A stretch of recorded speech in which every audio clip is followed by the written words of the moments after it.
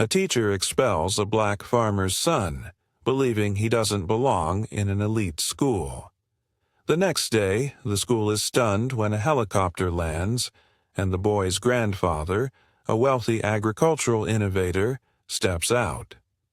The teacher's bias is exposed, leading to his resignation, while the boy is reinstated and celebrated. The story delivers a powerful lesson: never judge someone by their background.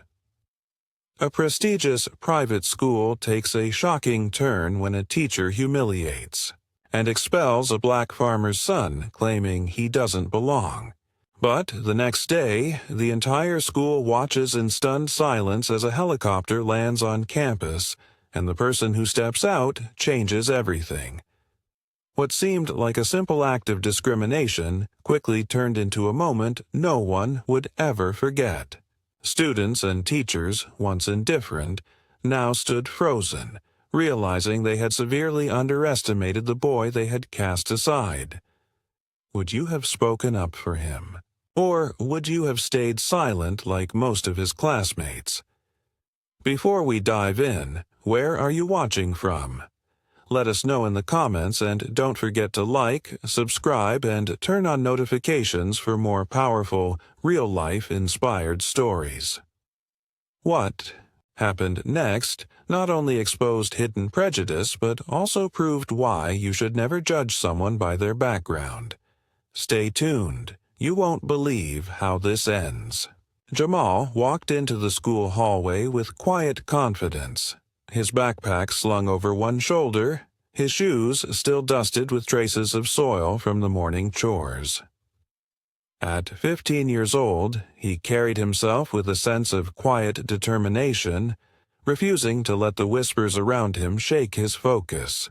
He had grown up on a family farm, waking up before dawn to help his father in the fields before heading to school.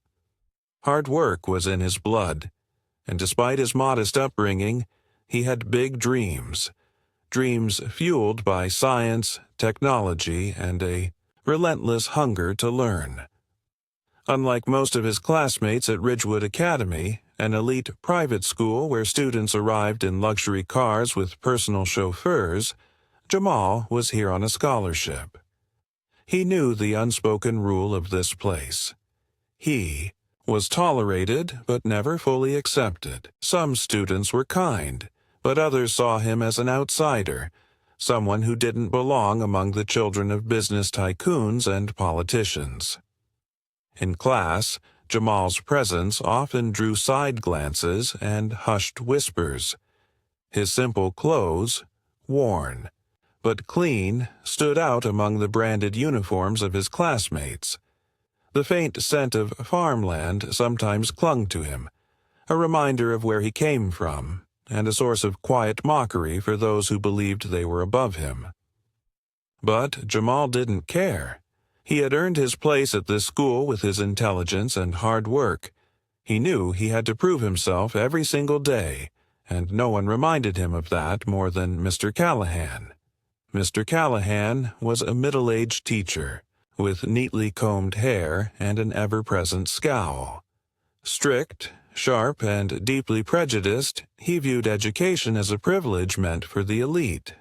To him, wealth equaled intelligence, and those who came from families like Jamal's were destined for nothing more than labor jobs.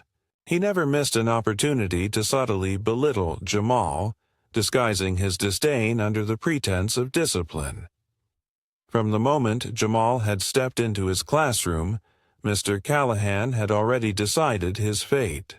This school isn't for everyone, he had once said with a pointed look in Jamal's direction, his tone dripping with unspoken meaning.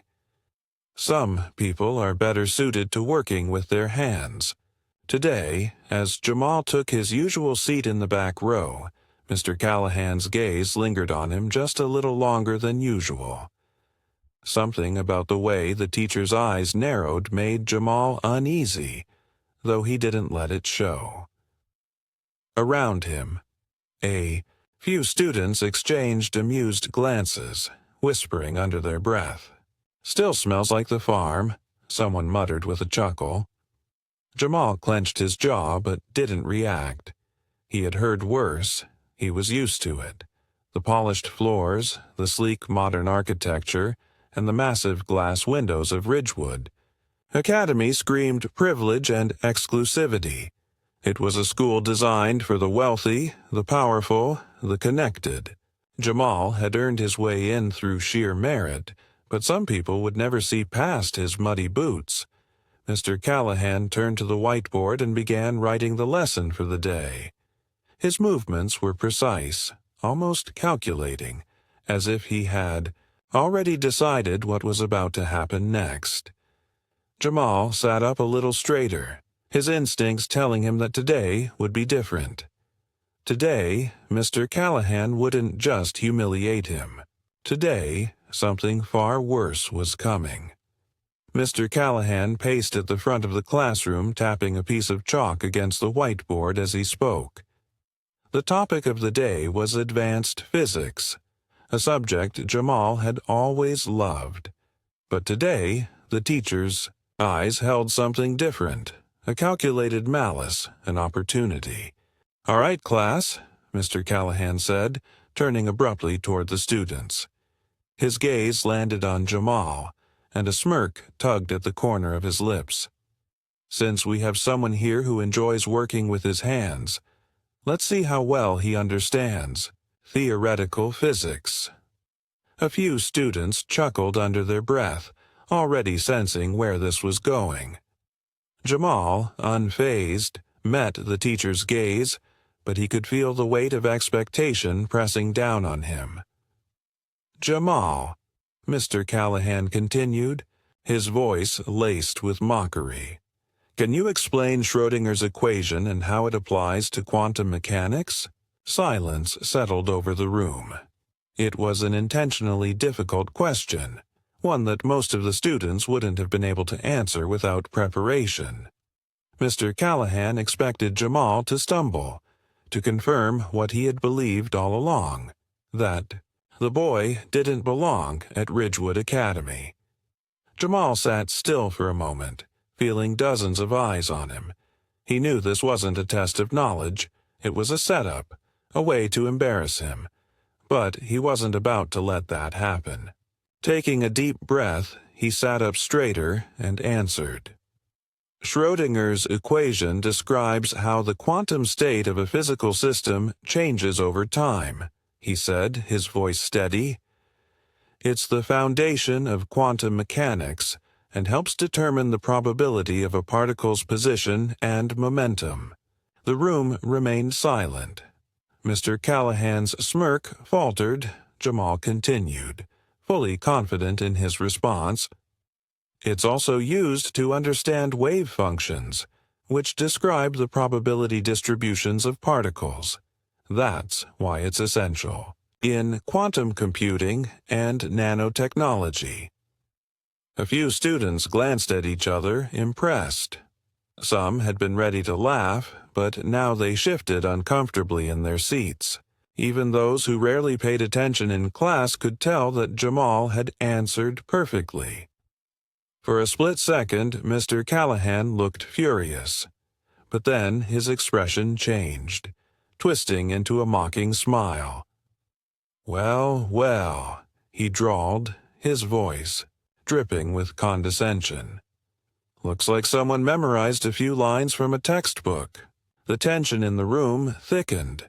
A few students frowned, sensing the unfairness.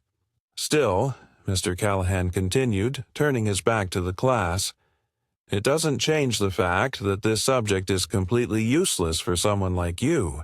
He glanced over his shoulder at Jamal, smirking. "You'd be better off sticking to what you know, working in the fields." A few students chuckled awkwardly, but most remained silent, uncomfortable. Jamal's fists clenched under the desk, but he refused to react. He had spent years enduring comments like this. He wouldn't give Callahan the satisfaction of seeing him break. A girl named Emily, who sat near the front, shifted in her seat. "That's not fair," she muttered under her breath. Mr. Callahan's head snapped toward her. "Excuse me." Emily hesitated, then swallowed hard. "I mean, Jamal got the answer right. Why does it matter where he comes from?" For a moment, there was a flicker of something unreadable in Mr. Callahan's eyes. Then his expression hardened. "Miss Anderson, if you have something more important to say, perhaps you'd like to explain the next chapter of the lesson yourself?" Emily shrank back in her chair, falling silent. Jamal exhaled quietly. He appreciated the attempt, but he knew this wasn't a battle that could be won today. But Mr. Callahan wasn't finished. He turned back to Jamal, this time with a look of finality. "You know what?" he said. "I think we've entertained this nonsense long enough." The classroom stilled. Mr. Callahan folded his arms. "Jamal, pack your things. You're done here." Jamal's breath caught in his throat. "What?" "You're clearly not a good fit for this school," Mr. Callahan said, his voice cold and unwavering. "I don't see why we should waste any more time. You're a charity case gone too far." Gasps rippled through the classroom. Even the students who had been indifferent looked shocked. Jamal sat frozen, his mind racing. Was this really happening? Could a teacher just expel him like this, right in the middle of class? But as he looked into Mr. Callahan's unrelenting glare, he realized the truth. Yes, he could. Forcing himself to stay calm, Jamal slowly stood up. His classmates watched in silence, some too stunned to speak, others pretending not to care. The weight of humiliation settled in his chest, but he wouldn't let it crush him. He slung his backpack over his shoulder, holding his head high. He refused to show any weakness. If they wanted to believe he was lesser, they would never see him break. As he walked toward the door, the whispers started. Did that really just happen? That's messed up. No one's going to stop this. Jamal didn't turn back. He wouldn't give them the satisfaction. But what no one knew was that this injustice wouldn't go unnoticed. And the next day, the entire school would be in for a shock. The next morning, the students and faculty of Ridgewood Academy were going about their usual routines when a sudden, thunderous noise shattered the morning stillness. The rhythmic thumping of helicopter blades echoed across the campus, sending a wave of confusion through the school. Teachers paused mid-lecture, students abandoned their conversations, and heads turned toward the sound of an aircraft descending right onto the school's main lawn.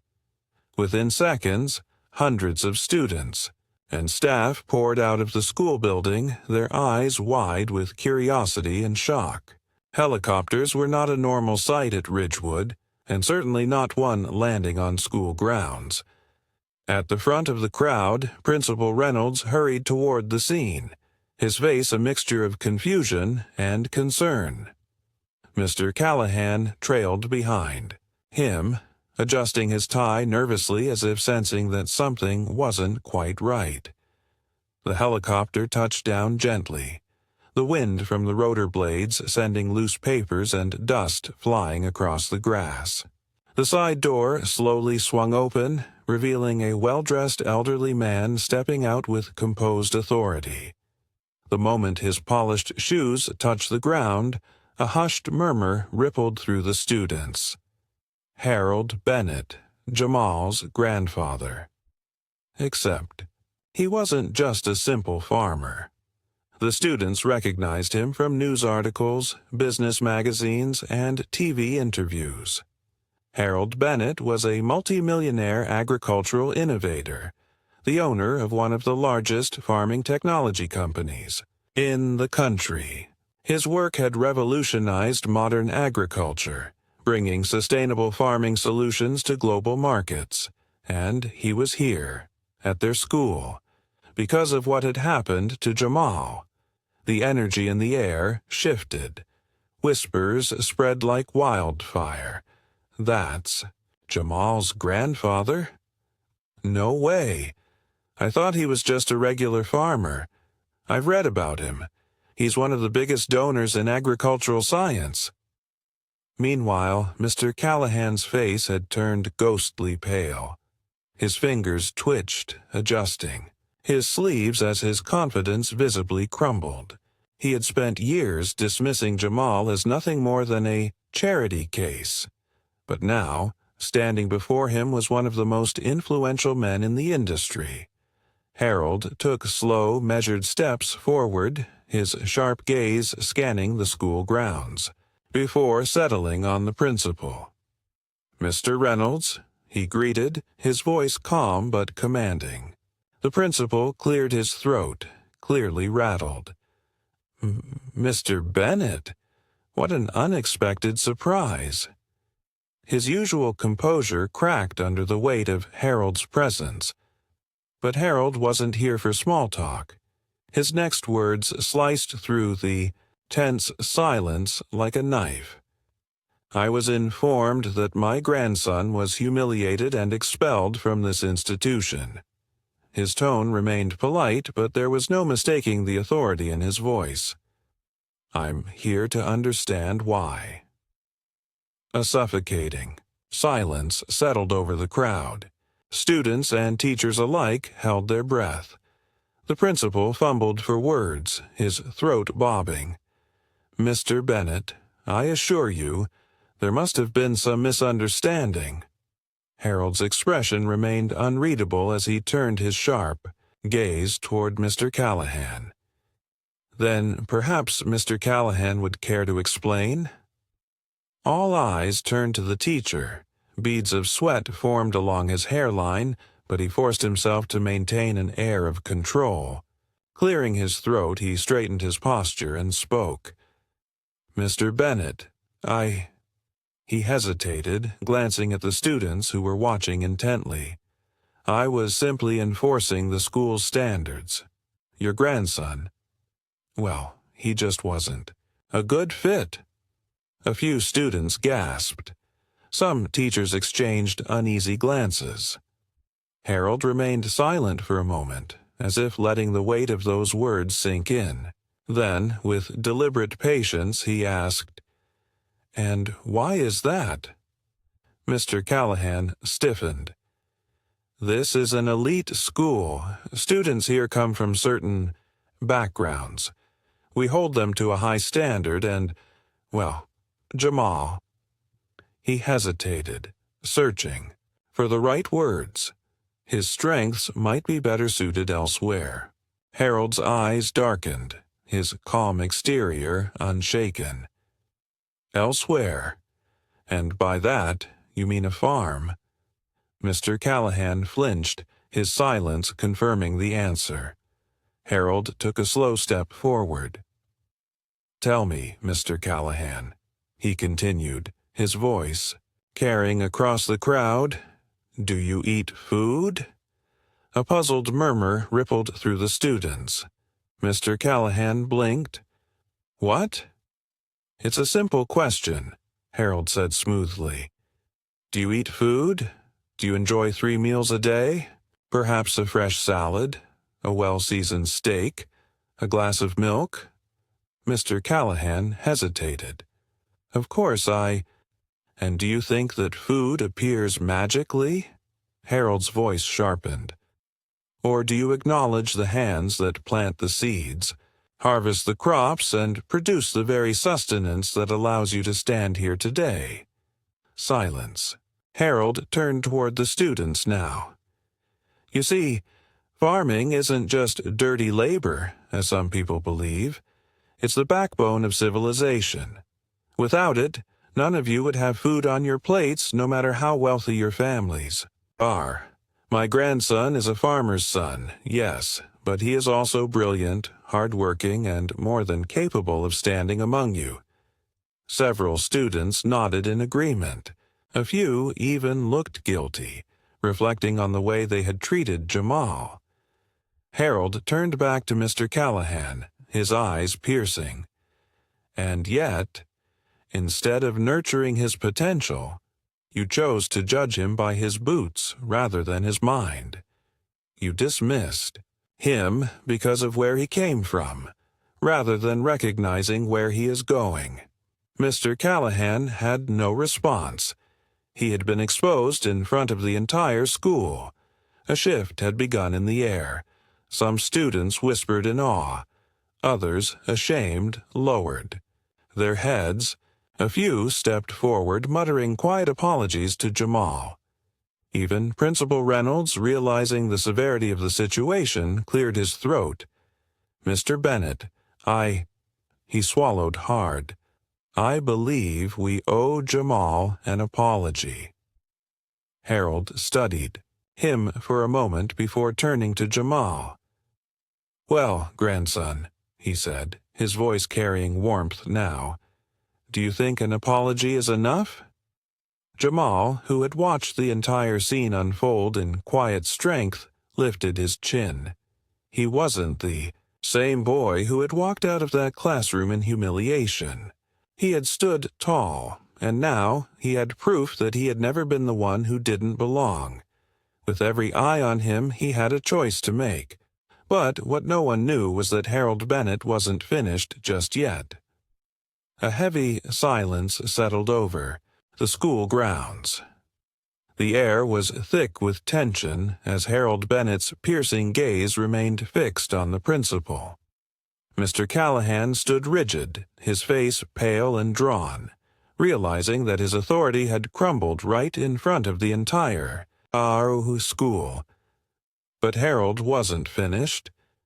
With deliberate calm, he reached into the pocket of his tailored jacket and pulled out a neatly folded document. He unfolded it slowly, his sharp eyes scanning the crowd before finally speaking. "I wonder," Harold began, his voice carrying with quiet authority, "if any of you happen to know who funds Ridgewood Academy's Agricultural Science Research Division?" The principal visibly tensed. A few teachers exchanged puzzled glances. "The school's agricultural research grants," Harold continued, "have been backed by Bennett Agricultural Technologies for the last 6 years. A ripple of gasps spread through the crowd. Students whispered in shock while some faculty members exchanged nervous looks. Even Jamal's classmates, who had once mocked him for being a farmer's son, were now seeing him in an entirely new light. Mr. Callahan swallowed hard. His hands clenched at his sides as realization dawned upon him. He had humiliated, insulted, and expelled the grandson of the very man whose wealth helped support this school. Harold continued, his voice unwavering. "I chose to remain low profile, because I never wanted my grandson to receive special treatment. I wanted him to earn his place. And he did. But instead of recognizing his intelligence and potential, he was judged for the dirt on his boots rather than the brilliance in his mind." The weight of those words hung in the air like an unshakable truth. The principal finally found his voice, but it came out as a nervous stammer. "Mr. Bennett, I assure you, we had no idea." "No, you didn't," Harold interrupted, his gaze hardening, "because you never bothered to look. Instead, you allowed a prejudiced teacher to single out and publicly humiliate my grandson, a student who, I might remind you, earned his place here on merit." Mr. Callahan looked as if he wanted to shrink into the ground. His entire career had been built on enforcing discipline and maintaining standards. But now, in front of the entire school, his actions had been exposed for what they truly were: bias, arrogance, and sheer ignorance.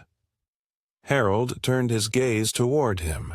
"Tell me, Mr. Callahan," he said slowly, "do you still believe that farmers are uneducated? That our profession is beneath you?" Mr. Callahan opened his mouth, but no words came out. He was cornered, stripped of his false superiority. "Assume you enjoy the food on your plate every day," Harold continued, his voice sharp but controlled. "I assume you benefit from modern farming technology, from the very research Ridgewood has been privileged to receive. Yet, despite all of this, you decided that a farmer's grandson had no place here." The principal's forehead glistened with sweat as he quickly stepped in. "Mr. Bennett, I want to formally apologize on behalf of the school. Jamal will be reinstated immediately." Jamal, who had remained quiet throughout the confrontation, finally lifted his head. There was no triumph in his expression, only quiet dignity. Harold, however, let out a low chuckle. It wasn't amusement, it was disappointment. "Oh, I have no doubt you will reinstate him," he said, arching an eyebrow. "But let's be honest, you're not doing it because it's the right thing. You're doing it because you've been exposed." A few students nodded in agreement. They could see it too. The school didn't regret what they had done. They regretted getting caught. Harold turned to Jamal, his voice warmer now. "But I didn't come here just to put people in their place. I came here for you, grandson." Jamal looked up, his chest tightening as his grandfather placed a hand on his shoulder. "You don't need this school's approval," Harold said firmly. "You have something far greater than their validation. You have talent, ambition, and intelligence." He took a deep breath before announcing, "That's why I'm offering you a place in my company's elite mentorship program for young agricultural scientists." Another wave of murmurs spread through the crowd. Jamal's classmates stared in disbelief. The very student they had looked down on was now being given an opportunity that none of them could dream of. Jamal's eyes widened slightly. "You mean—" "Yes," Harold said with a nod. "You'll be working alongside some of the best scientists in the industry, contributing to projects that will shape the future of farming and sustainability." The moment hit like a thunderclap. Mr. Callahan stood in absolute silence, knowing he had not only ruined his reputation but had also dismissed a student who was destined for greatness.